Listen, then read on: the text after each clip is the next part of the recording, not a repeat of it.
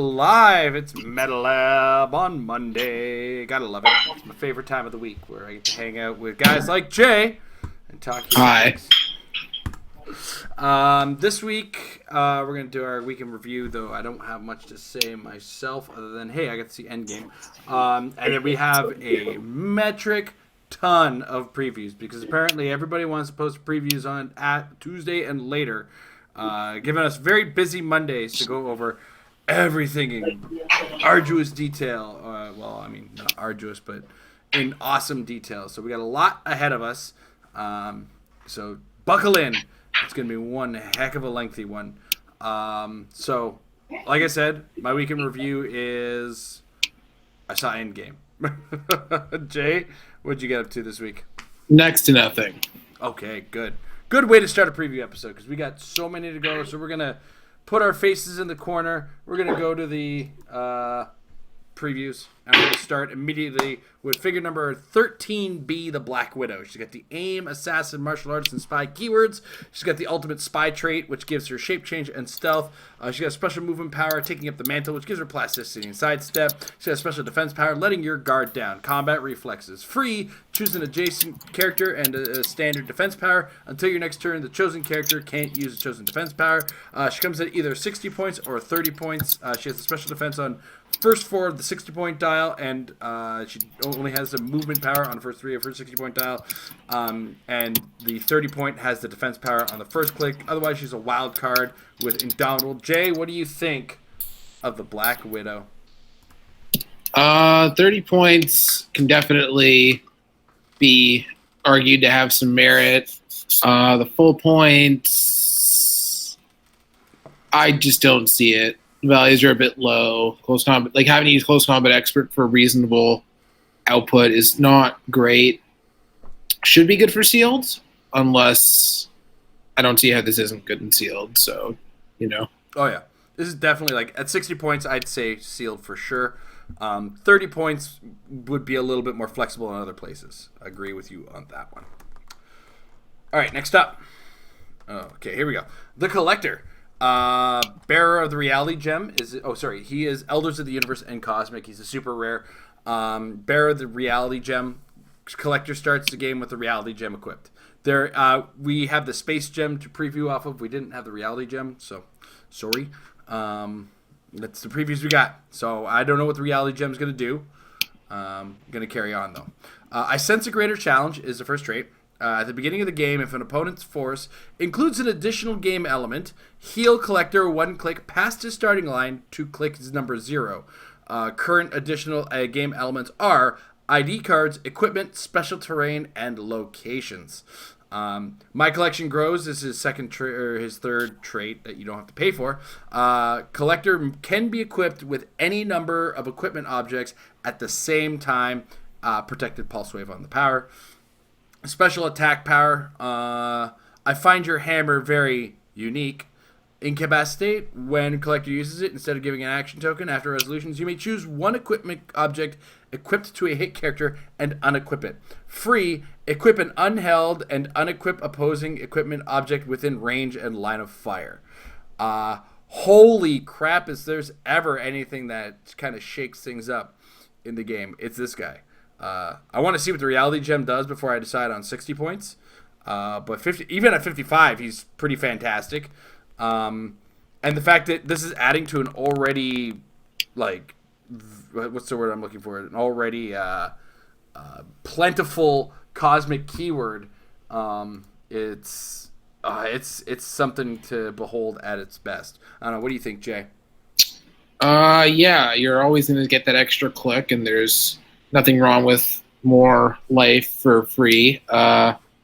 Also, the list could be argued to include resources. It seems like an oversight, or the list of additional game elements. But I'm sure that'll be rectified when they realize. But yeah, just TK him up, steal the objects, turn 1, phase back, cosmic keyword, stature reasonable enough, and dial length is reasonable enough for the points. Can't really go wrong, and also, like most cosmic things, doesn't care about map because of that phasing, so it's hard to care about losing map if you're worried. If you would otherwise be worried about something very restrictive on movement. Yeah.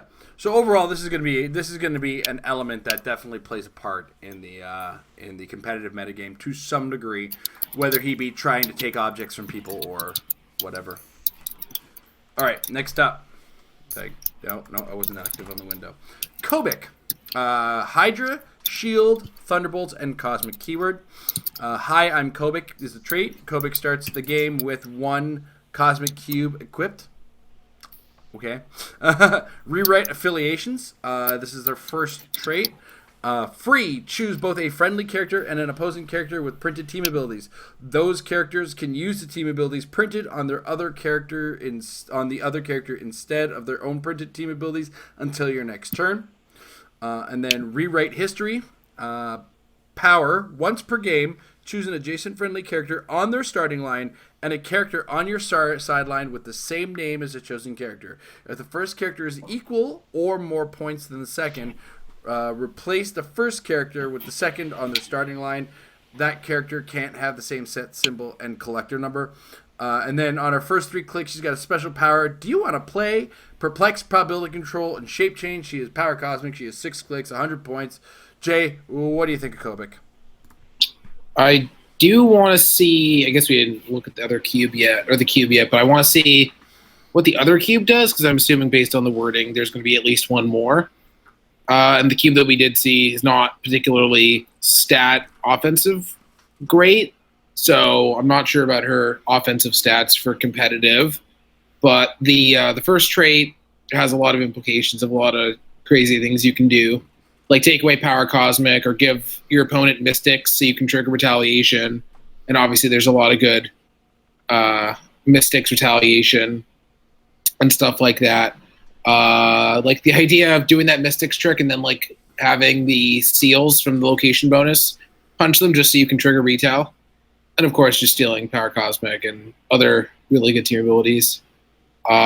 Or just stealing team abilities that are wildcardable and then getting to wildcard them for yourself is fun. Mm-hmm. The second trait needs to be built around, but it can certainly have some merit. If you have one really good version of a character that does something, but then you want to have an option for a different team that you're playing against, that's pretty good. Takes up sideline spots, but it's definitely something to look at. And pretty decent column battery with good defenses and perplex and prob and good range, so that no matter where the column goes, she'll be able to prob them and stuff. And the cube that we do know is pretty good. I just don't know if it warrants meta, just because, again, the stats are just not great, unfortunately. And I never want to have to rely on call-ins or not attacking with a 100-plus point character. Yeah. And I see the merit in the free action. My headspace is that her team ability swapping thing is great, just not in the best keyword that she has in Cosmic. Because if you're using a Cosmic team, what are you switching? Because most of the guys you have are going to have Power Cosmic or no team ability. You know what I mean? So I'm kind of 50-50 on where I'm going to use Kovac. But you can always throw in a suited henchman on any team. Oh yeah, I guess I could give them Underworld. That's fair.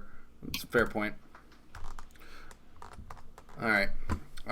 Next up, the Cosmic Cube that we know of that she can equip. It is indestructible. Equip any unequipped drop. Effect free. Choose one. You can either place this character up to 3 squares away from its current square, or until your next turn, ignores elevated and hindering for line of fire and modify range +2. Or give an action token to an adjacent opposing character if you can't deal them 1 penetrating damage. It's a 30-point special object. I think this has got a lot of utility on the right characters at 30 points, so it's a little hefty. For Kovac, it's a little bit of safety in being able to step 1, get her 3 squares away from somebody, and then step 2, run. Or, to increase her range and line of fire to not do much with it. Or, just if you are in a danger zone, popping an action token on a guy so that they're no longer dangerous could also go a long way, I think. I don't know. What do you think, Jay?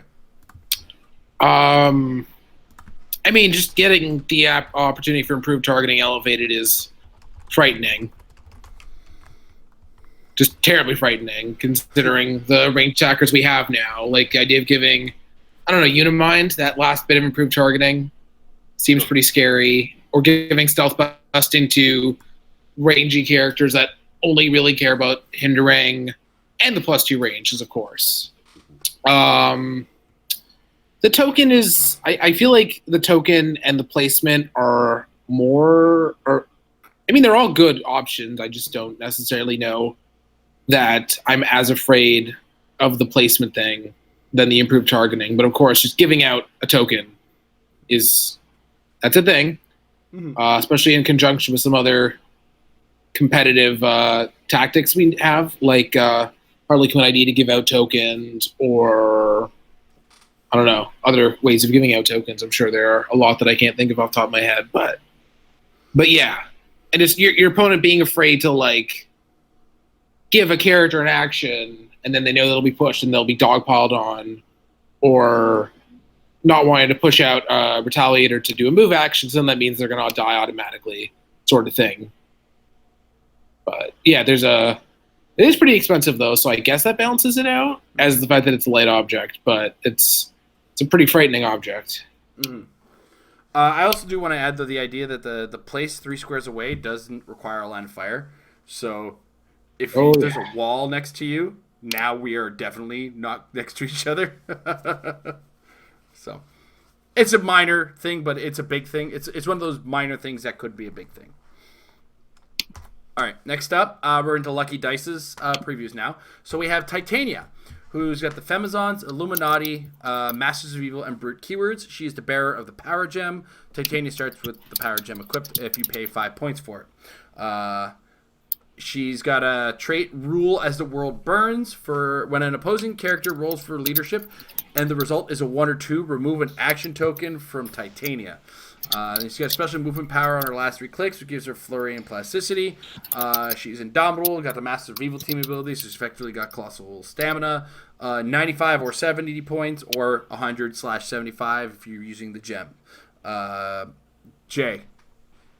Titania. Did you mention the trait? I'm gonna maybe I did. Rule as the world burns. Yes. Oh, okay. The power gem would have to be really ridiculous to make this sort of dial competitive, because as is, it's just a bruiser. Mm-hmm. Like, there's nothing wrong with this dial in most formats, like casual, sealed, but just this is never really the kind of dial you see in competitive. That's just how it's always been, unless it's like something really weird, like the Fast Forces Hulk, because they're abusable for their movement effect, or like, and they're dirt cheap, or I don't know. I can't think of any other options off the top of my head, but I don't know. This is the kind of figure that I want to call it as an ID card more than I want on my main force. Mm-hmm. I don't know. I don't see anybody really arguing about that. Like, the stats are good, and maybe the gem does like really good stats, but this is just inherently not the sort of thing you see in the competitive environment of this game. Mm-hmm. I don't disagree with that, and my only thought is that is 70 points a currently really good deterrent for leadership, but she's not deterrent enough. So no, she's not going to see competitive play. But I feel like the fact that she's worded the way she is means she's going to come packaged with the Power Gem. So I'm not going to be unhappy about pulling her, because I'm probably going to see a Power Gem in the back too. Well, but it's weird because we have seen, at this point, we've seen characters that both have the same gem. Like the Iron Man has the same gem as the Collector, so who knows? Spoiler alert, Iron Man. Segue is what that's called. Avengers, Illuminati, Armor, and Scientist keywords. Bearer of the Space and Reality gems. Iron Man starts the game with either the Space Gem or the Reality Gem equipped. Threat Analysis Complete is his special attack power. Energy Explosion. When Iron Man uses it with the Space Gem equipped, all other characters within 2 squares in line of fire of the original target become targets, and instead, and damage dealt can't be reduced below 1.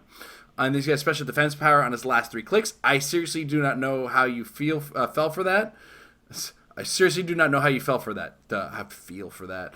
Toughness. When Iron Man would be targeted by a ranged attack while he has a reality gem equipped, roll a d6. On a 5 to 6, you may instead choose another character friendly or opposing within range and line of fire of the attacker, and they become the target of the attack, even if they would otherwise be an illegal target. 145 points for this character, or 150 if you pop a gem on him. He is indomitable. He's got 7 range and 2 targets. And so to kind of carry on where we left off with Titania and the idea of who the gems are going to come with, I feel like with Iron Man affecting the space and reality gem, but the very good idea that the reality gem is likely to come with Collector, I feel like Iron Man is going to come with the space gem. Just this is all hypothetical. They could very well be packaged like they did with the Mandarin rings in Invincible Iron Man, and we get like a random one in a random pack. I don't know. So I'm speculating at its best right now. And as far as a dial, like it's cool, but it's a dial that's only half effective depending on which gem you chose. You know what I mean? So I'm not 100% on board with this Iron Man myself. What about you, Jay? I mean, the space gem doesn't really make him that much better outside of the energy explosion part, but then your 150 point character is using energy explosion, so with effective precision strike, right? But I want my character to be dealing a lot more damage than 2 or whatever. But this, just for the stats, this is a dial that would have had to been really undercosted, essentially, as far as I'm concerned. Yeah. Especially with only if it was invincible to start, it's arguable, but with impervious, that's just way too easy to get through, unfortunately, these days. There's nothing wrong with this dial for, even sealed, constructed, same as the Titania, but just for the stats that you're getting, it's just not something that warrants competitive play outside of being ridiculously undercosted. Yeah, to kind of carry on your point, I feel like the effect of the reality gem is significantly more effective than the effect of the space gem. Or, sorry, I got that backwards. Space gem, no, reality gem is a bigger game-changing effect because they're making a range attack at Iron Man. Iron Man says, no, you're attacking your friend instead on a roll of a 5 or 6. Like, that makes shape change look like it's polite. So, I don't know. Next up, the Hood. A character I like better in the comic than I do in anything they can do with him in HeroClix. There's a lot to go through here. All right, so the Hood is got the Cabal, Illuminati, Magia, and mystical keywords. He's 95 points. He's got the Barrier of the Infinity Gauntlet trait. The Hood starts the game with any 1 Infinity Gem equipped for 5 points. If you paid 15 points, he may instead start with 1 Infinity Gauntlet equipped. Power in the palm of my hands is the first trait. Free, if the Hood is equipped with an Infinity Gem, remove it from the game without scoring it, then equip him with a different Infinity Gem from outside the game. Rule as the world burns is the second trait. When an opposing character rolls for leadership and the result is 1 or 2, remove an action token from the Hood. So similar to what we saw with Titania. He's got a special movement power on his first and last click. Infinity Quest. Facing teleport. When the Hood is equipped with a listed Infinity Gem, he can use the following effect. If he has a space gem, he has Passenger 4, but only to carry characters that share a keyword with him. If he has the Power Gem, when the Hood moves once per turn, after resolutions, he may make an attack. Reality, Stealth, if the Hood or an adjacent character occupy a clear square, lines of fire drawn to him are hindered. And then he's on the last one there. If he's equipped with an Infinity Gauntlet, he gets all of those effects. But this is only his movement on his first and last click. That's the only time you get to use those powers. He's Mystic's team ability. I think I covered it all there. Jay, thoughts on the Hood? Yeah. It's next to impossible to say, considering we need to know 5 more gems and then another Infinity Gauntlet before we really know what he's fully capable of. Mm-hmm. But, I want to say that given all those options, there could be potential. like the ability to just move and then make an attack is good. Mystical has a lot of good options. Cabal Illuminati should be pretty common in this set. And maybe he makes Magia good enough to actually play Vulture on theme. Maybe. But again, it's just there's so many different equipments he could have that I really can't say how good he will be in competitive. And also, how good he'll be in sealed is weird also because we don't know how those distribution on those goes. Yeah. But I can definitely say that this could definitely be a really fun casual piece, depending on if you want to go out of your way to get all the gems and all that stuff, and depending on what the gauntlet does. Because the one gauntlet that we know isn't that unfun, but that's a whole other issue. But the gauntlet that we do know has a very good chance of taking all those effects in one turn and saying, nah. It's true. So, yes, you were right. This is a very casual character, and I mean, I feel like I'd be more inclined, more likely to use the gems than the Infinity Gauntlet, just because the extra effects from that movement are on the first and last click, and the only Infinity Gauntlet we know damages us. So, right. I'm speculating that the gauntlet we have yet to see gives power cosmic because the only two gauntlet wielders we've seen don't have power cosmic, which seems weird because it's the gauntlet and it's always given pseudo power cosmic or power cosmic. So I don't disagree with you on that one. All right, next up, Maximus. Not making alpha primitives anymore, unfortunately. Cabal, Inhumans, Ruler, and Scientist keyword. Maximus the Mad is his first trait, or his trait, rather. At the beginning of your turn, roll a d6. On a 1 or 2, until your next turn, Maximus can use Battle Fury. On a 3 and 4, until your next turn, characters within range, including Maximus, can't be given a costed action if they have an action token.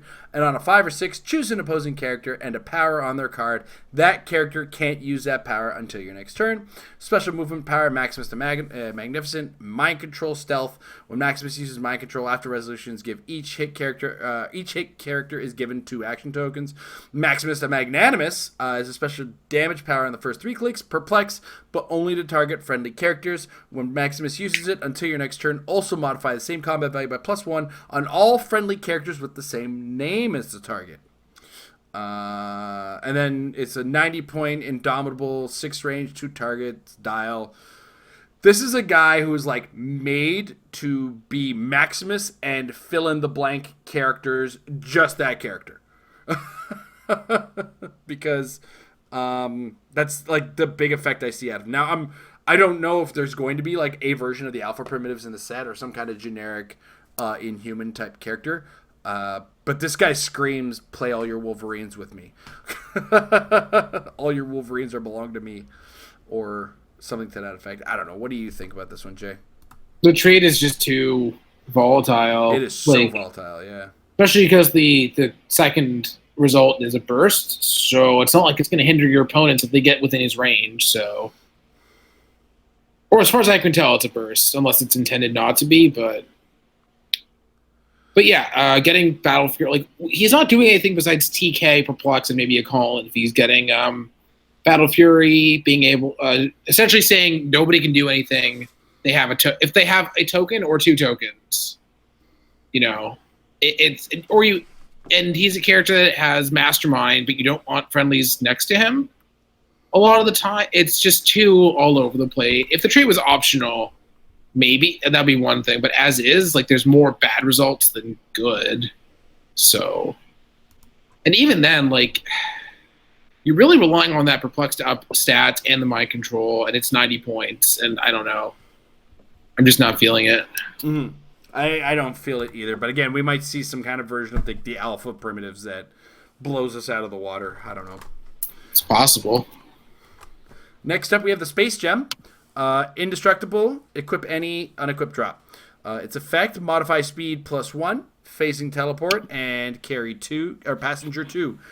This is my favorite part of the effect. When this character hits, if the attack roll was 10 or higher, after resolutions, you may place a hit character up to 8 squares away from their current square. Zonk! Now, granted, that's an effect that's not going to go off often. But still. I don't know. What do you think, Jay? I mean, you can make it more viable with Trelane if you really want to. So, but the problem is that, like, what am I doing? Am I going to give a character a token and then have them start taxing on turn 2? Like, I don't know. It's a very alpha striking meta right now. Like, it's too. Why am I not just playing a taxi to begin with? Like, I get if the meta shifts such that it's more of a viable thing, but certainly not right now, unfortunately. And if we're talking about U.S. nationals, that's pre-retirement. So Yeah. I don't see myself playing something that's kind of this slow in a world of Vulture and the Samcap Alpha Pimp. Alpha Pimp. Yeah, Alpha Pimp is in my head. Samcap boomerangs. Like, it's just not, it's not quite there right now. Definitely could be theoretically viable if there's just a keyword that really needs attacks in the future, though. So. Yeah, like one of the first characters I think of putting this on is the common Flash from Elseworlds. It's the only one I can think of where I'm like, I'm gonna put it on that guy. Because once you're done carrying everything up, you just then revert to hypersonic attacking and possibly zonking people into weird places. But it's not like a team I'm actively building. It's just like the first character that comes to mind when I think about this item. But I think he's like 45 points, put him up to like 55 points in value on a character I'm committing to carry, where I could just go with Pip the Troll and spend 45 points on a guy who moves just as fast with phasing as well, right? So yeah, if they make another character that rolls 3 dice, pick 2 or something like that, I would definitely consider it. But I don't think there's anything like that right now. So no. All right, next up. Okay, so we're out of previews, and we're now talking about some of the big rules changes. Like myself and Amber covered it great in depth on Friday, but it's always good to get a fresh opinion.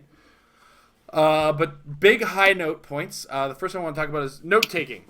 Players are allowed to use a non-electronic device such as pen and paper or a custom-designed tool to record and keep track of the game state. This typically applies to effects that allow selection of powers, abilities, and also keep track of the current score. Players must be able to record this information in a timely manner, otherwise they risk a penalty for delaying the game. Jay, what do you think about note taking? This is all fine. There's a lot of stuff to remember. Not everybody has pick a power, magnetic, whatever sort of thing. Yeah. And I like that they added that this can't delay the game, because that is a very important thing. And, so I don't see any downsides to any of this. Yeah, I'm totally cool with it. There's a lot of game state information I just don't want to have to be memorizing anymore. Like, I can very quickly shorthand with a letter which characters have taken what amount of damage. I'm cool, like, just drawing that out really quickly. People won't even notice I'm doing it. I come from a Magic background, so it's like, this is cool. This is something I was used to anyway, so this is something I've had to adapt away from as it is. I just wish that it didn't say specifically non-electronic devices, because I got this really cool electronic pad that all it does is it lets me draw on it, right? And then I hit that button and it goes away, and that's all it does. Wish I could use that. Maybe I can ask the judges and they'll let me. So it's basically an Etch-a-Sketch? It's literally just an Etch-a-Sketch. Like, there's no other functionality to this thing. I just hit a button. So I'm going to start asking judges at tournaments. I will play the... I understand this electronic device, and I understand if you want to say no, but all it does is this. Because they've let us run those at Magic tournaments, especially on the more, like, casual side of things. But anyway, that's neither here nor there. I'm just trying to save paper. I will still bring big old notebooks to record my information in game states and whatnot. Okay, so this next part, custom modified game elements and sculptures. Players may not use custom figures. They can custom paint them, though, and they have to come with the original cards. Thoughts on this one, Jay? It's fine. I mean, how much custom whatever do we really see in competitive anyway? Yeah, because before this, there was the rule that your opponent could choose to not let you use it. Like, this is basically a non-change as far as I'm concerned. Yeah, this one is less of a concern to me than the card issue, which a lot of players have actively voiced a concern, and it does hurt when quality control is what causes you to not have the card that you want to use. So, I don't know. It's been a voiced concern, but then Amber had mentioned that somebody she was talking to had said they're currently beta testing a replace a card system. So maybe it's just nothing to worry about, right? Hard to say. So, but I understand the no custom sculptures thing. That makes perfect sense to me. And I explained very quickly how they've really carefully worded the custom paint jobs. Like, yeah, you can custom paint it, but don't make it confusing. Like, and this is like a low end idea, but like if somebody paints the X Factor X-Men, like the old school X-Men costume, and then vice versa, that's an attempt to confuse, and that's no good. No Gouda. Or painting all their characters black and they have similar poses, like that kind of crap won't fly. Yeah, or I've seen people just straight up sculpt swap from different versions of the same character. That's obviously confusing. So yeah, I think I can only think of one mod that I've seen in competitive, which was Nate White with a giant girl. She was like holding a body or something, but like it wasn't. It was like basically. But that was like the only thing I can think of. So as far as I'm concerned, it's a non-issue really. I wholeheartedly agree. All right. Victory conditions. This is the one of the bigger changes. There's basically so the current victory conditions that we know of. When one player is undefeated before the when only one player is undefeated before the time limit is reached. The time limit is reached. If the time limit is reached, the player that scores the most victory points wins. And then here it adds, during a two-player game, if a player's victory point total is equal to or higher than the build total value plus 100 after the most recent effect resolves, that player is the victor. For example, if the build total is 300, the game would end as soon as a player scores 400 or more points. This is part of the note-taking thing, and I think this is pretty cool. What do you think, Jay? I think it's fine. I think most of the time in these sort of games, like once you reach that point, the game's basically over anyway, outside of literally tabling. But I've seen people concede at that point a lot of the time. Mm-hmm. Like if your Unimind gets popped and they score the big Thanos and then they score something else, and like, there's only so much you can do. So I don't know.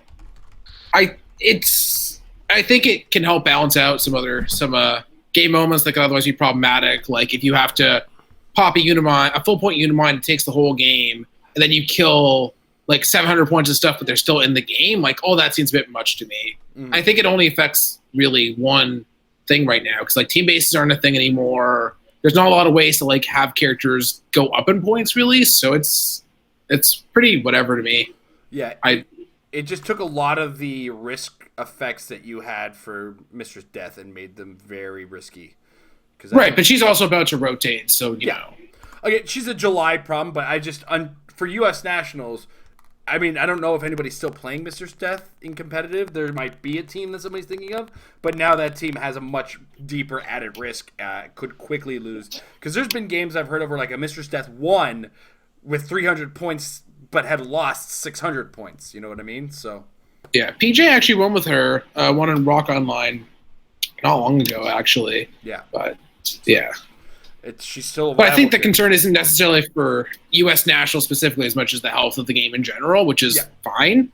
So yeah, this one more for pairings and another thing that they added later, scoring and point caps. So when you win a game, the most points you can score is the build total. So if it's a 300-point tournament, the best you can score is 300. And now that'll, of course, include any effects that take you over 300. So if a guy built 295 and you killed one of his ID characters, you're still going to score 300 points, but 300 is the maximum you can score. And this is for pairings and for the next point, I think, for the most part. Concerns, Jay? No, I'm okay with not having to worry about how pairings get completely messed up by again, it's always Unimind. Like what was it? Tom lost his first round at the Rock World Cup with 0 points, then he got 600 from a Unimind. Like that's a little much, especially if there's like, if you do a full point Unimind, that's 5 Eternals, and one of them is 325 as is. It's ridiculous, and you don't want to have to worry about what you need to score when there's the concern of somebody, let's say going one loss, but they have like 3 times the amount of points that they could possibly have otherwise scored. Like it's only affects like one character pretty much, and I guess it does affect Trouble Alerts ID cards a little bit, but a lot of the time you wouldn't be using those if they're going to be a risk to get KO'd anyways. And we have bounty cards now. It's so yeah, I think the grand scale of it is that what it does is your loss is now a loss. So in the same example Jay just presented, in round 1, Tom had a 0-point loss. In round 2, he had a 600-point win, which effectively means he's got 2 300-point wins worth of win points in that, which puts him ahead of anybody else who's 1-1, like for sure, based on the standard things. Now what it means is he's got a 0-point loss and a 300-point win, which is a good win, and that increases his placement in certain levels of tiebreakers. But you got to keep the tiebreakers a little close in that case. But then it also feeds into the next point, which is the change to buys, where buys are now worth 50% of the bill total of the tournament. So at most you can get a 300-point win or a bill total win in a 300-point competitive tournament. And when you get a buy, you're going to get a 150-point buy, which means it's a half a win in points, but it doesn't put you as far behind from a 300-point win as when you were a 0-point win. But at the same time, because you're getting rid of 600-point wins, a 150-point buy no longer feels like a gigantic waste either. That's kind of my whole thought process on it. Did you want to add anything to that there, Jay? It's basically fine because you're not punishing people for randomly getting the buy in round 1. And of course, there's basically 50% chance that there's going to be a buy at any one point. At a certain point, the points of the buy don't matter because they go to the lowest scoring person. But let's say it's a 5-round tournament. The person in round 1 doesn't get messed over. The person in round 2, and then once you get to round 3, 4, and 5, it doesn't matter because at that point you're so low ranked. It's way less likely you're going to make it, especially in a world where you can't get the 600 points. Mm-hmm. So, I'm perfectly fine with it. Yeah. Again, I have no problem with any of these particular selections or these rules choices. Next one is ties. During the Swiss rounds of event, if a game ends with both players scoring 0 points, both players receive a game loss. Otherwise, if players have a tied victory total, the winner will be determined by a roll-off of 2d6, with the winner being the player that has the higher result re-rolling ties. During the single elimination portion of the event, for any ties, including 0-point ties, the winner will be determined with a roll-off. Force action. Do not rely on a no-point roll-off. And what else is there to add to that other than... I don't know. Jay, what do you think? It's fine. It makes people have to play the game and not... I guess it can discourage certain types of builds that want to do that, like barrier or all the barrier teams, or there's certain kinds of builds that can encourage that because you don't want to allow players to have a 50% chance of winning by doing nothing, essentially. So, it's not nothing because they still have to play defensively enough to get to that point, but, this is why they didn't allow the whole grasshopper and Sandman jumping off the map thing to happen years ago. You can't just let 50% roll off be a strategy. Yeah. It's not a good strategy, but it's not a thing that should be allowed to happen. And nobody had a problem with this policy when The Rock had it, so I don't know why people would start having issues now. The only concern I have is sometimes you're in an 80-20, 70-30 matchup, and the best option is to not lose anything and go to the roll-off. And unfortunately, in that situation, you have to fight the 30% fight. And it's just, it's a thing it's going to change about your decision for bringing a team in some cases, where if you have a certain number of bad matchups, you have to either find a way to throw down in those bad matchups or be ready to accept the loss. You know what I mean? Like I've heard of situations, been in situations where I look at the game and go, it's best if I just don't die. Because I'm not going to kill anything. I just need to not die. And that's hard for some teams.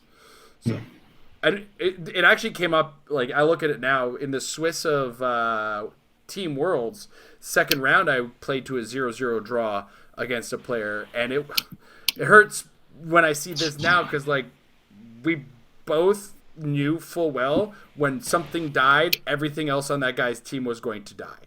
Like, if I killed something on his team, my team was going to die. Or if he killed something on my team, his team was going to die. And that was a tough situation for us to be in. that'll be an even tougher situation for us to be in when this rule comes into effect. So, I don't know. It's my minor nitpick. Let's get to the fun stuff, shall we? This article came with a stack of con exclusive previews. So let's start with Ambrose Chase, who's actually not just a con exclusive, but a WKO prize for the next round of WKOs. He's planetary, detective, and past keywords.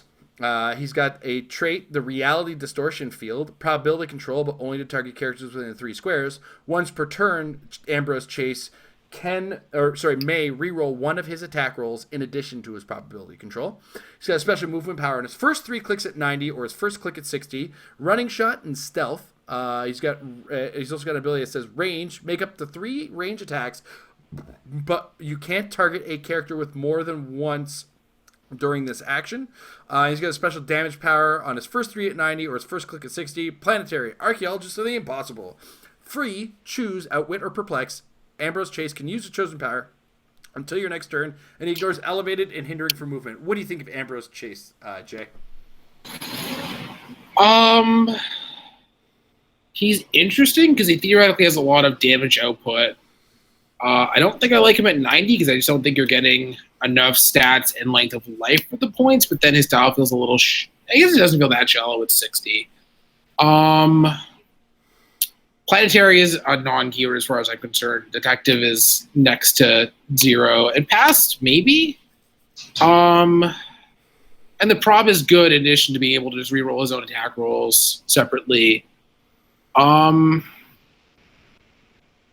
guess I feel like if you're committing enough resources to up his offenses enough, then he still has a little bit of a short threat range with his movement and range. So you kind of need to put a lot into him to make him work. I feel like there's potential, but not immediately like an A-list character. All right. Yeah, he's cool. I don't know if we're going to see him necessarily in competitive play for sure. Cons, they're fun. The con exclusives lately have been really fun characters. When they make them good, they're really good. Next up, Weapon H. Weapon X, Brute, Monster, and Soldier keywords. His trait, Powered by Rage. When Weapon H takes damage from an attack, after resolutions give him a number of rage tokens equal to the damage token taken -1. Modify Weapon H's combat values except range by +X, where X is the number of rage tokens. At the end of your turn, remove all rage tokens, protected Pulse Wave. He's got a special movement power. Gamma Mutant mutate with Adamantium Claws. Charge and Flurry. He's got a special defense power on click 4 and his last click, which stop, invulnerability, regeneration as free, but only if Weapon H was hit since your last turn. Ignores blocking for movement and breaks through it. He comes in at 175 or 75 points. He's a giant and he's indomitable. He's the big dumb fun. For sure. The fact that he's a single base giant is good because you can TK him to get that charge flurry off. Gives him a little bit of extra reach. His stats on the 775 point dial are massive. The 75 point dial has some really good stats as well. Though he's got you can get him to stop on it, and then the stop has invulnerability as well. It's a little easy to get through, so 75 points is still not quite safe. Monster keyword. We love monsters in this game already, so this could be a little bit more of a fun-based monster keyword team. Soldier, not so bad. I like everything about him as far as comic accuracy. Probably not going to see him played by me in competitive. What do you think, Jay? I feel like the stats and everything might have been good enough to see competitive play, but I feel like they over-optioned him out. Like, on his top dial, he has 3 different offensive things that don't combo with Exploit, Super Strength, and Flurry. I mean, yeah, you get the knockback, but like there's a lot of options there that increases the points. So, yeah, definitely casual only. Because he is basically appropriately costed and is, again, a bruiser. So I do love the idea. Like, I'm looking at his power names, and I like the idea of a Hulk that knows Krav Maga, Jiu-Jitsu, and even the Break World Death Punch. It's nice pro wrestling style maneuver name. All right, next up we have the Hulk, but your argument isn't valid because he has a squid on his head. He's got Avengers and Brute keywords. He's got a special movement power on his last click. Beat Banger McCrusher for 2 wishes. When an opposing character 25 points or more is KO'd during your turn, after resolutions, place Hulk anywhere on the map and heal him 4 clicks. The Meaning of Life explained via Hulk is his special attack power on his last 3 clicks. Poison, at the end of your turn, if Hulk didn't move or make an action this turn, make an attack this turn, give all other characters within 2 squares an action token, including friendly characters. He's got a special defense power on his first 4 clicks. Positive cerebral ions. Invulnerability, if an attacking character's printed damage is 3, Hulk can use Impervious instead. If it is 4 or more, he can use Invincible instead. He's got a special damage power. No one will notice Hulk now. Shape change, but only succeeds on a 6. When Hulk uses it and succeeds, Hulk and friendly characters adjacent to him can't be attacked this turn. Jay, what do you think of the Hulk with a squid on his head? Definitely looks fun. The phasing on the top dial is the big problem because, it's not a move and attack. I mean, there are ways to give out charge, but then, all the stats are really good, but I feel like I'm repeating myself because this is a bruiser, and we don't like those bruisers in this competitive environment. So, I mean, I do like the idea of giving him stuff to enhance him, like access specs for hypersonic. With that 12 is fun, but then he's only doing 12 and 3. Or there are inspirations that give charge. There's stuff you can do to make him work better. I just don't know if there's quite enough going on there. And also, he gets pretty slow once he gets off that top dial. So, yeah. Yeah, I can see he's not great, but that shape change can be massively game changing if you roll that 6, man. That's the weird thing about it. It's like you look at that and you go, it's shape change on a 6, but if he hits that, that's like Jason of Sparta level of what the hell. So, just saying. All right, next up, Superman Prime. He's got the Justice League, Kryptonian, Cosmic, and Future keywords. 15,000 years hibernating in the Super Sun. Super strength, colossal stamina. When Superman Prime clears, heal him 1 click. Bestow on you a portion of my power is his other trait. Leadership. When Superman Prime uses it and succeeds, he may instead remove an action token from another friendly character within range that shares a keyword. If he does, modify that character's combat values by +1 until your next turn. He's got a special damage power. I'm Superman. Welcome to my universe. Outwit and probability control. When Superman Prime uses either, he may use it an additional time this turn if he has 1 or more action tokens. He's got the Superman team ability, the Quintessence team ability, and he comes in at either 350, 250, or 150 points with 8 range. He's subtle. What does he? I don't get it. What does he do? This is your typical Superman, big beefy dude who you have to ignore the first 3 clicks because they don't exist. The 350 point is a strictly casual thing, and we're the Metal Lab and focusing on competitive play. The 250 point dial is its own little beast, but I think this could be a very effective character at 150 points on certain teams. The only problem you have is that once you're off that first click, he is a psychic blast fodder. And he will get annihilated by a good-sized psychic blast. So, as much as I really like this guy, I feel like he doesn't quite shine enough. But, you throw this guy in a 600, 700 point team in casual play, boy, is he going to be a force to be reckoned with, that's for sure. I don't know. What do you think of Superman Prime, Jay? Yeah, I think you pretty much covered it. I just feel like given the character, they could have given him more protections because this is literally he's basically a god at this point. So, but as is, yeah, I don't the stats are 250 are pretty good, but take 1 damage and then you're very sad.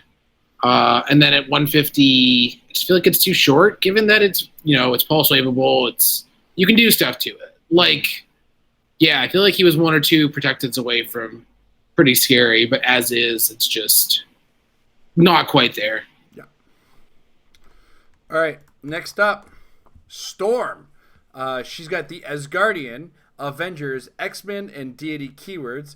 Behold, the Goddess of Thunder is her special attack power on her first 4 clicks.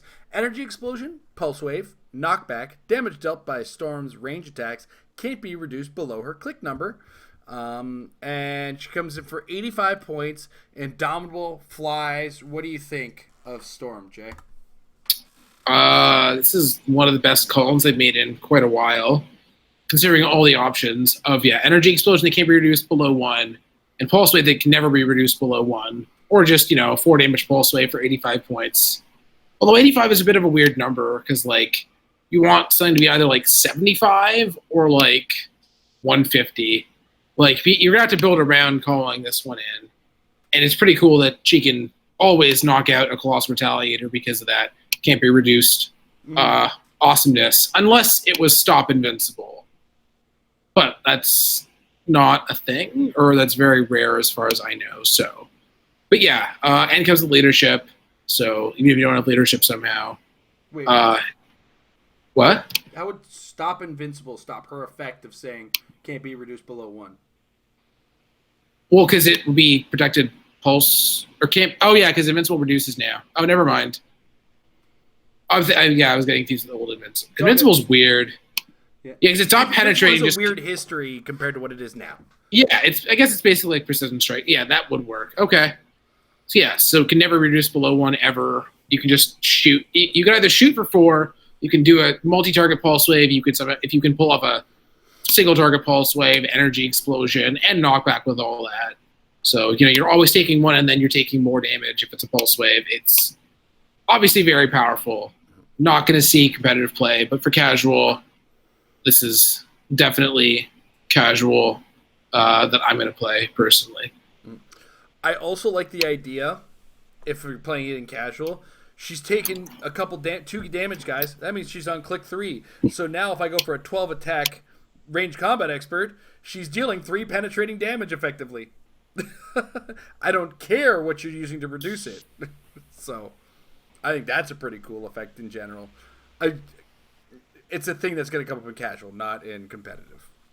I just wanted to add to the conversation because you covered so much of it. But and the fact that this has 2 ID options, one of which is a bounty, both of which have pretty good inspirations. So, yeah. All right, this is an exciting one to have re-clicks, and it's static. He comes in at 65 or 40 points, and if you pay 65 for him, he's got the best friend and ally at the beginning of the game. Generate a gear bystander. He's also got the Justice League Star Labs, Teen Titans, Young Justice, and Scientist keywords. The gear has sidestep with 7 movement, 9 attack, 16 defense with energy shield, and the special damage power perplex, but only to target himself or a friendly character named Static. Using the environment is his other trait. Use telekinesis as free, but only to pick up an object and then be given a ranged object action. Other than that, it's a what you see is what you get dial. This is a cool character. For 65 points, you get running shot pulse wave, which is off the start very rare these days. And it's coming with 3 damage. You get the gear bystander to possibly give you an extra attack or damage out of it, depending on what you need. And the TK to use as a free extra range attack for 2 to 3 damage is pretty solid, I think. I don't know. What do you think, Jay?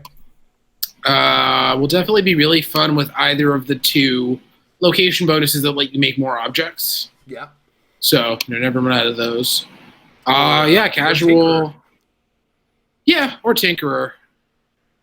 You could have scientists. So I don't see this being competitive really. Just the stats aren't high enough, unfortunately. But for casual, he has a lot of keywords, so you can't go wrong with that. Good stats, so can't go wrong. Yeah. All right. Next up. Oh, come on. Robbie Reed. He's got the pass keyword. Dial H for hero. Robbie Reed may start the game with the H dial equipped. When Robbie Reed uses the H dial, he may choose speed, attack, defense, or damage instead of rolling the second D6.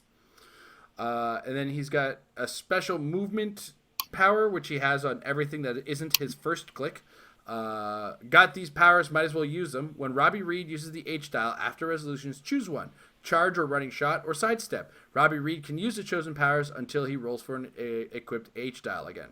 He's got a special defense power where Robbie Reed uses the H-dial after resolutions. Choose combat reflexes or energy shield deflection. Robbie Reed can use the chosen power until he rolls for an equipped H-dial again. And he's got a special damage power, Sakamaji, when Robbie Reed when Robbie Reed uses the H-dial after resolutions. Choose combat expert, close combat expert, or range combat expert. He can use chosen power until he uses the H-dial again. 45 points. And just to get a look at what the H-dial does, it is 10 points. It is a light object, indestructible, equip any, unequipped drop. None of that's really going to be in a matter when you're using Robbie Reed with it. The effect, equipped character has a range value of 5 unless her printed range is higher. Power, roll a d6 and choose a color listed for the result below. Then roll a d6 and choose a combat type, speed, attack, defense, or damage listed for the result below. An opponent chooses a combat type. So for the first one, you get an orange or lime. On a 1, you get orange or lime. On a 2, light blue or purple. On a 3, green or black. On a 4, blue or pink. On a 5, yellow or gray. And on a 6, red or brown. And then when you're using Robbie Reed, the second part doesn't matter, but your opponent on a 1, your opponent chooses a combat type. On a 2 to 3, it's speed or damage. And on a 4 to 5, it's attack or defense. On a 6, you choose a combat type. That equipped character can use a standard power of that combat type and color until you roll for its effect. Again, if the equipped character is named Robbie Reed, this may be activated as a free action instead of a power action. Holy smokes, there's a lot going on with that thing. Let's see, Erica. So he may choose speed, attack, defense, or damage instead of rolling. So he never has to roll the second d6. He's always going to be choosing which power, and then you get to choose which of the colors out of the 2 you roll. It's a 45-point character, and I just did way too much reading on this. Jay, your eyes are as glazed over as mine are crossed. So what do you got to say about Robbie Reed? Really wish he was 50 points, because that's always what we say when we see a 45-point character these days. Mm-hmm. But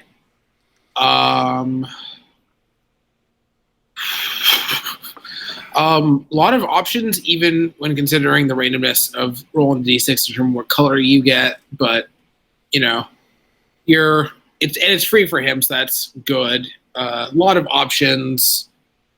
He will never be that easy to deal with, because even if because you're picking either +2 against one or against closer range, and then he's still printed 18 against the other. And yeah, I mean, he's going to be random, so your opponent's going to equally not know what he can do as much as you do. And he personally doesn't have the detriment of maybe risking your opponent picking the combat type and getting to pick it and all that. So maybe. Hey man, I won't complain about what you get out of a 45-point package on this guy. just the amount of confusion you're getting out of him is mind-numbingly awesome. In general, I'm probably not going to make a great amount of use of him, but I see his effectiveness and what his potential is. It's just a little too random for my own comfort, and I play randomly enough as it is, so I don't need this guy adding to my randomness. All right, next up, Miles and Gwen. Champions, Secret Warriors, and Spider-Man family keyword. There's a lot to go here. Super Secret Science Tech is the first trait. When a friendly character is KO'd by an opposing character's attack, after resolutions, you may generate a portal marker in the square they last occupied. If you do, remove any previous portal markers. Free, place Miles and Gwen in a square with a portal marker. Oh, cool. That I can already see some awesome with that. Who's ending up on which Earth is your next trait? At the beginning of your turn, you may choose a bystander on this card. If you do, Miles and Gwen can use that character's standard power until your next turn. They've got a special attack. I've got your back. Make an attack targeting an opposing character that hasn't been hit this turn. So it's free action to make an attack. They ignore characters for movement. Special defense power on the last click. Stop super senses when Miles and Gwen are KO'd. After resolutions, you may generate a Miles bystander and a Gwen bystander in or adjacent to the square they last occupied. And the Miles is charged, quake, combat reflexes without wit. Gwen is running shot, incapacitate, energy shield with perplex.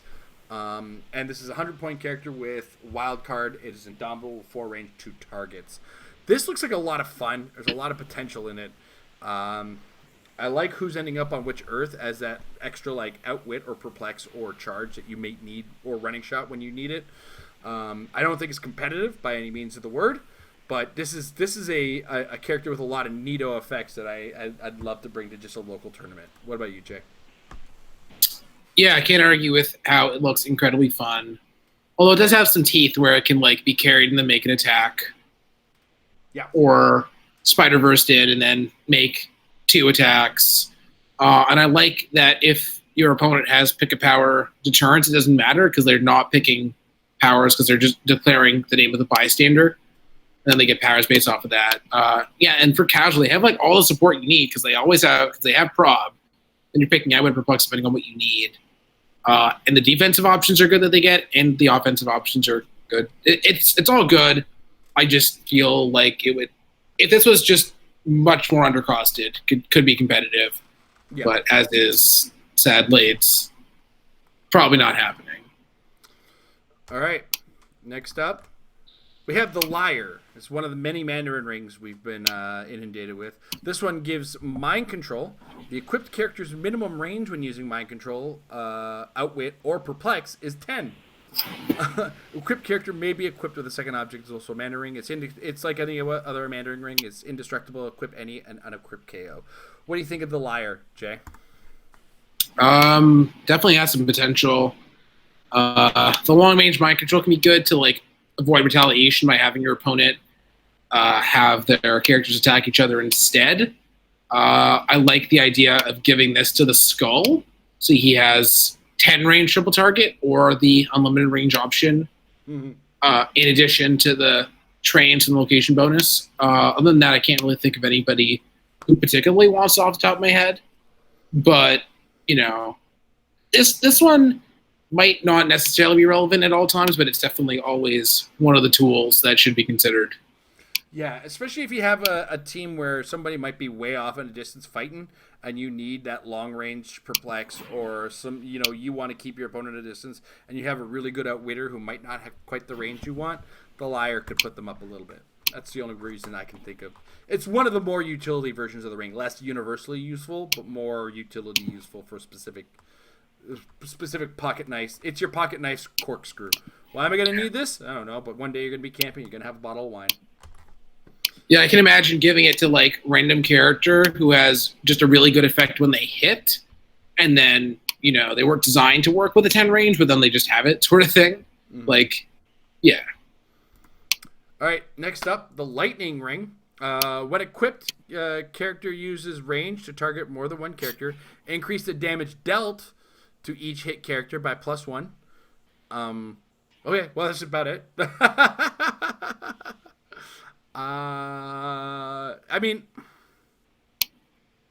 And it's whenever they use the lightning bolt to target more than one character. So this is not going to be triggering your energy explosions. This might make those types of characters a little bit more relevant, but I don't, because like if you have on the long grand scale of things, let's say you have a character with 3 targets, you're now have an additional 3 damage to work with, because each of the characters is going to take 1 more damage than you normally allot them, right? So let's say, hey, I have 3 damage on 3 targets. I'm actually dealing 6 damage across 3 targets. It's just divided 1-1-1, where each one has to take an additional 1 on that. Neat. But I don't think there's a much like the last one, there's not a universal appeal on this one. There's just a specific character type. Light Ray is going to love this for the week. Well, he's Elseworlds, right? Yeah, the Ray is Elseworlds. Yeah, Ray is Elseworlds. So he gets an additional 4 damage if he can find 4 targets to hit.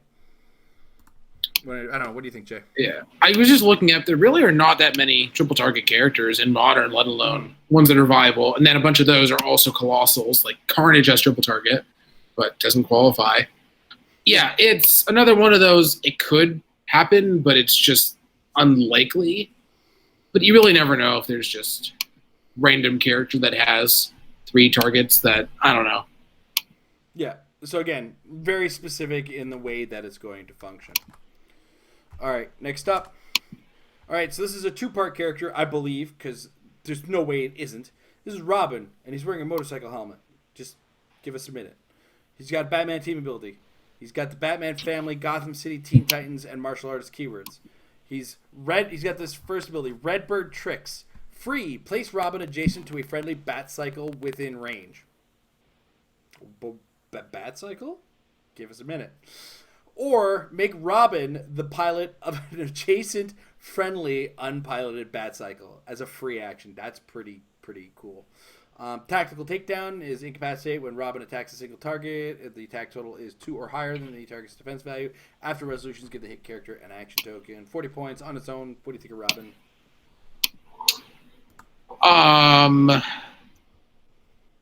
He's not that great a pilot in particular. Like, I'm not that happy that he can pilot. Like, yeah, he can pilot for free, which is cool, but like, I don't know. I'm not that psyched about the options to be piloting. It is nice that there's another option that is not shown here because it's the one from the Robin from Elseworlds, but I don't know. Like, if Mr. Flux was top dial, or like, I don't know, like always given to a vehicle is 10, 3, 4 range, incapacitate. I don't know. Mm-hmm. And then he's like not spectacular when he pops out either. He either is the same or the same with Perplex, but then he's taking 2 damage. He's nothing special. Mm-hmm. Definitely casual fodder, but like. All right. Well, then what about with his bike? This is the Bat Cycle. Pilot ability, high speed acrobatics prerequisite. Character named Robin. Ignores characters and modify attack and damage by +1. Hidden in the shadows, smoke cloud as free, but only to generate markers in squares that Bat Cycle has moved through this turn. And then it's 40 points with hypersonic. That special attack power with the hidden in the shadows for the first 4 clicks. Batman team ability, empower. So yeah, we have the Bat Cycle that's very likely to come with that Robin we just discussed. 1 passenger as well for it. Let's combine the Robin and the Bat Cycle. What do you say, Jay? Yeah, at that point it's 11-4 for 80 points. It's not bad. I'm not that hyped for it in particular, especially because Gotham City is taking a bit of a hit with retirement. There's no way this is going to be legal for any pre-retirement. Teen Titans is like a maybe, and Gotham City, depending on what else we get. But just for when this is actually going to be legal, like if this was like out now and you could put like the Penguins and Joker and all that stuff, like maybe. But as is, I think it's just coming out a little too late, pending. And we don't know of another DC set even this year, so Yeah. There's a lot of DC pricing I think we've seen, but for the most part, it's been pretty light DC this for the rest of the year. It looks like. Well, we've been on 1 DC set a year for a while now. So. Yeah. So Warner Brothers, open up that license, bro. All right. I believe. Yep, that's about it. Oh my God, we did it, Jay. We got there. Oh boy. We got there. That was a lot of previews all at once. Most of that courtesy of the COD exclusives on that. So some really cool rules changes to the tournament comprehensive rulings, and that really just affects strictly tournaments. You're not going to find that change in a rule book necessarily. That's more of a paperwork change for tournament organizers. They actually kind of created an entire comprehensive tournament rule set article now, didn't they, Jay? Did they publish it as an article? I can't remember. I feel like they did, but I might be wrong. I don't know if they published it as an article or. And they just updated the rules page. Yeah, that's what I mean. There's like a there's a page with all the rules documents. Yeah. Okay, and that's on the HeroClix page where they kind of keep things on there. So overall, there's a lot of excitement coming around the corner. Looking forward to what Canadian Nationals or even what U.S. Nationals is going to look like. While I'm not focused on U.S. Nationals myself for lack of participation, it's going to be cool to see what comes out of that for that last hurrah of that grandiose, the big form metagame until it shrinks. And we'll see if anything comes back for a brief stint in it. It's overall pretty fun ideals. But I think we're at about that point where we're going to start flopping to questions, unless you had anything else you wanted to add as a topic. Nope. Okay, cool. So if you are watching and you're one of the $5 or up patrons, the link has been posted on on the Patreon wall. So kind of pop your head in there if you want to use the call-in link to join us and ask any questions, kind of like your call-in shows on the radio or the satellite radio as it is nowadays. I think they do that, right? Is that something satellite radio does? I'm saying these things like I use them. All right. Just give me a second. I'm going to start on the Facebook for questions. If you're live with us in the chat, put capital letter question. If you want to ask a question from the live chat, because this is going to be the part where we open up the floor to that. Check us out at patreon.com/RadioClicks. Join in our Patreon Discord and get in on some of the action there. All right. But first up, we have checking timestamps here. Les Gaynor. As always with my Canadian Clicks brothers and sisters, I ask, which Canadian superhero or villain do you want to see clixed or remade and why? And you can't pick Wolverine or Deadpool, that's fine. More Alpha Flight, Captain Canuck, Justin Trudeau, Wayne Gretzky. Wayne Gretzky would be so OP. He'd have 99 clicks. Ow. Forgot I'm wired right now. I'd say Puck. I want a new Puck. I want to see what they can do with that figure. How about you, Jay? Talisman from Alpha Flight as well. Mm-hmm. And we already know what Amber would say, so. What would Amber say? It was asked on the AMA that she did. It was Snowbird. Oh yes, also from Alpha Flight. Yeah. I'll keep track. I didn't read. I think I asked like the duck size. I knew that separate of that AMA, but it is public knowledge now for what it's worth. So I don't know. All right. Next up, Corey Lundy. Thoughts on the previews so far and hopes for the rest of. Okay, well. We've shared our thoughts on the previews all episode, so you kind of go through it and see what we thought throughout. I'm kind of excited for the Black Panther set, though. I feel like it's adding a little too much to an already strong cosmic keyword. That's kind of where I stand on it. What about you, Jay? Yeah, I can't argue with that. And a lot of equipment is going to be joining the environment, and everything is at least good so far to scary. And we're still getting another version of the cube and another version of the gauntlet. So, yeah. All right. Next up, Michael Fedor. What DC Colossal should be made or remade? I'm still on the campaign for Camo. So, Camo for next Colossal. What about you, Jay? Atom Smasher. Easy answer. Yeah. Are there any that haven't been remade in a while? I can't remember. Like there was an old Starro. I don't want a new Colossal Spectre because that last one was just too good. No thanks. And old Star, we have a new Starro. And the old Sinestro have a new one. Yeah. So I don't think they can make a Spectre yet. Just I don't think it's in their wheelhouse or ability case set. Yeah, I don't want a world where I have a 500-point Spectre and a 35-point Green Lantern. That'd be pretty stupid. All right, moving into the chat. I can discern what some of the questions are, I think, so we'll go on that. All right, so Michael Fedor, I hate the rules change when they just printed, put out 2 copies of the rulebook in Fast Forces. Any guesses when they'll print new rulebook? Okay, so these are rules you'll never see in a printed rulebook. This is not that type of rule set. This is for tournament organizers and just tournament general rules. They make them available to the public on, I believe it's under gameplay and rules or how to play. No, rules. It's under rules, I think. Gameplay rules on the HeroClix site. WizKids.com/HeroClix/gameplay/rules-format. And that's where you find these kinds of resources, this kind of stuff. And they keep a change log when they make changes to a comprehensive rulebook. So don't get up in arms about these particular changes, as they are tournament organizer problems, not necessarily player problems, like grand scale of things. But as players, we should know these things that tournament organizers are going to call us on. So, I don't know. And are you in agreement there, Jay? Pretty much. Cool. All right. Um, uh, okay.